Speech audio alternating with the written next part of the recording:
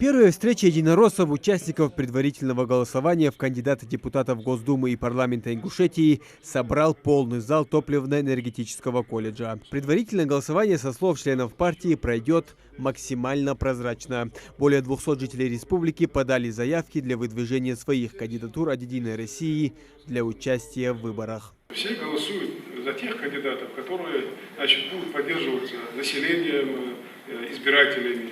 Поэтому вот от того, каким образом, как будет проводиться кампания нашими кандидатами, многое будет зависеть. Политики, бизнесмены, спортсмены, деятели культуры. В числе тех, кто хочет стать кандидатами на должности парламентариев, люди разных профессий. На этом собрании свое видение работы в качестве депутатов представили 14 человек. Магомед Дарсигов планирует стать из депутата местного федеральным. В программе у него строительство спортивных объектов, дорог, развитие отдаленных сельских территорий.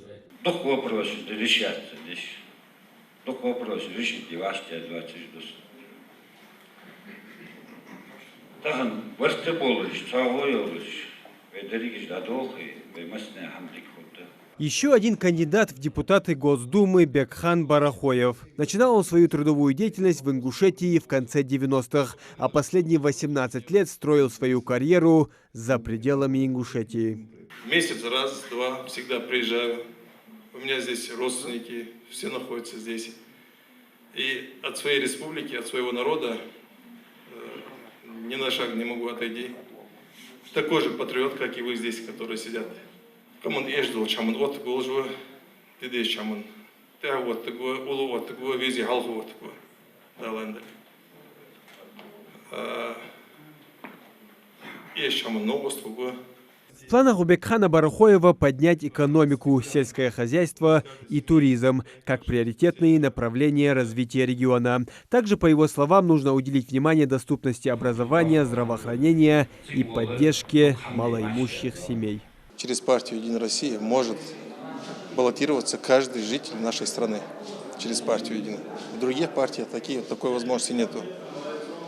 Так как являюсь я членом этой партии, и тоже, насколько возможно, буду оказывать и республике, и всем нам активную помощь. Далее от повестки федеральной на встрече перешли к региональной. С избирателями Малгобека и Малгобекского района знакомятся те, кто хочет быть кандидатами в депутаты от «Единой России» в Народном собрании Ингушетии.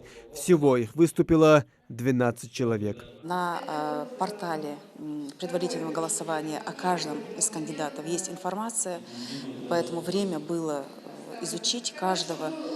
И я желаю всем сделать правильный выбор. Мне кажется, то время, когда у нас в мыслях было, что там за меня все равно решат, нам нужно от этого отходить. Поэтому не решат, если мы не дадим. Прийти, проголосовать.